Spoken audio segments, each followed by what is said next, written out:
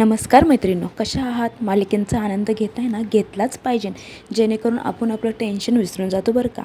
तर आता लग्नानंतर होईलच की प्रेम ह्या मालिकेने काव्याने खूप मोठा निर्णय घेतला आहे. तो म्हणजे असा की ती आज पार्थला सोडून जाणार आहे. आता हे कसं होणार आहे चला जाणून घेऊया. होतं असं की काव्याचा 2 दिवसानंतर IASचा पेपर असतो आणि तो बाहेरगावी असतो.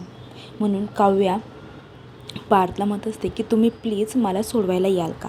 जेव्हा तुम्ही मला सोडवायला याल ना तेव्हा मला तुमच्यापाशी मोकळं करायचं आहे. आत्तापर्यंत काय घडलं आहे मला तुम्हाला सर्व सांगायचं आहे.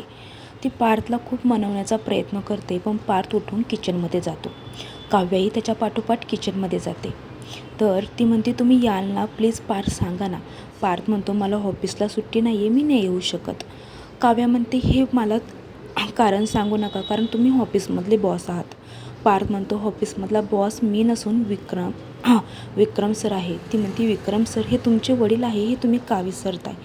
पार्थ तिला पूर्णपणे नाकार देतो. काव्या म्हणते मला माहिती आहे तुम्ही मला का नाकार देताय, कारण तुम्हाला वाटतंय की तुम्ही जर मला सोडवायला आलात तर तुम्ही पुन्हा माझ्या प्रेमात पडेल म्हणून. पार्थ म्हणतो तसं काही नाही आहे. तर काव्या म्हणते ठीक आहे, मी परवा दिवशी जाणार आहे आणि परत मी कधीच येणार नाही हे तुम्ही लक्षात ठेवा. असं म्हणून काव्या आता तिच्या बेडरूममध्ये निघून जाते. तर इकडे आता वसुधा फोनवरती रम्याशी बोलत असते. तर रम्या रात्रभर घरीच आलेली नसते. वसुधा म्हणते अगं असं करून कसं चालेल, रात्रभर तू तुझ्या मैत्रिणीकडेच राहिलेली आहे. तेवढ्यात तिथे मालिनी येते. मालिनी म्हणते काय झालं वसुहत्या? तर तिथे काय झालं असं कसं विचारतेस गं? तुझ्या काव्यामुळे काय झालं आहे तुला माहिती का? माझी रम्या आज घरी आलेली नाही आहे. आणि वसुधा खूप मोठ्या आवाजामध्ये मालिनीशी बोलत असते. तेवढ्यात पार्थ येतो आणि पार्थ म्हणतो आत्या आईशी या आवाजामध्ये अजिबात बोलायचं नाही.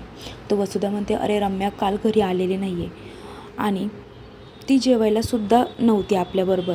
तर लगेच आता पार्थ मालिनीला विचारतो आई काव्या जेवलात का? हे ऐकल्यावरती वसुधाला खूप झटका बसतो. बाबा हिने रम्याची विचारपूस न करता डायरेक्ट काव्याला का विचारतोय?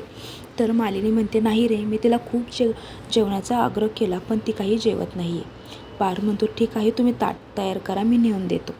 तर इकडे आता जीवानंदिनी दोघंही लग्नात पोचलेले असतात. दोघीही खूप खुश असतात, कारण दोघांनाही आज कन्यादान करायचं असतं. तेव्हा लगेच जीवा मस्करीमध्ये नंदिनीला म्हणतो की माझी खूप दिवसाची इच्छा होती की कन्यादान करायचं. मला असं वाटत होतं की आपल्या दोघांची एक मुलगी असेल आणि तिचं कन्यादान आपण करणार, पण असं आता लवकर तर शक्य कारण आपली मुलगी जेव्हा होईल तेव्हा. पण आज आपण या तुझ्या मैत्रिणीचं कन्यादान करूया. दोघेही खूप खुश असतात कन्यादान करायच्या वेळी.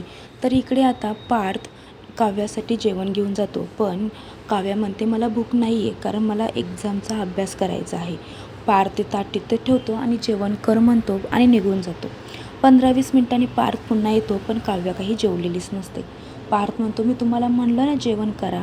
काव्या म्हणते जेवणापेक्षाही माझ्या आयुष्यामध्ये काही महत्त्वाच्या गोष्टी आहेत आणि मी जेवू नाही जेवू ह्याच्याशी तुम्हाला काही फरक पडतोय का? नाही ना, मग तुम्ही जा इथून. पण आता पार्थला काही ते आवडतच नसतं.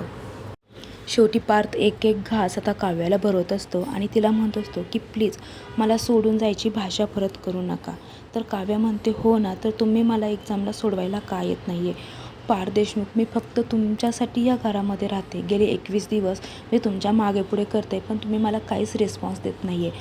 आता ही काव्या थकली आहे, बस आता मी उद्या जाणार आहे आणि मी परत कधीच येणार नाही आहे. तुम्हाला वाटलं तर तुम्ही मला बोलवून घेऊ शकता, पण मी स्वतःहून परत या घरात येणार नाही.